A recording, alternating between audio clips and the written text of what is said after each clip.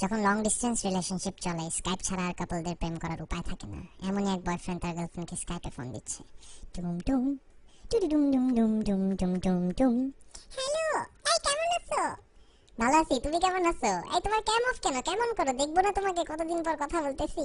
না, একটু কাপড়টা ঠিক করে নি। কাপড় ঠিক করা লাগবে কেন? অন করে ঠিক করো। বাসায় লোকজন আছে তো, হঠাৎ এসে পড়লে কি ভাববে? ও আচ্ছা, ঠিক আছে, করো করো। এই তোমার অনেক সুন্দর লাগতেছে, মোটা হয়ে গেছো। এই তোমার রুম অগোছালো কেন?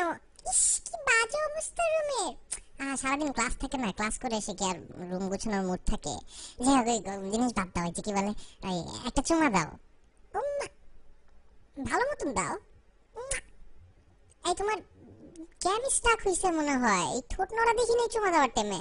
অফ করে অন করে আবার দাও, প্লিজ প্লিজ, আরেকটা দাও, প্লিজ প্লিজ। জান ঠোঁট নড়া দেখবো না চুমা দেওয়ার টাইমে, নাইলে কি ফিলিংস হয়?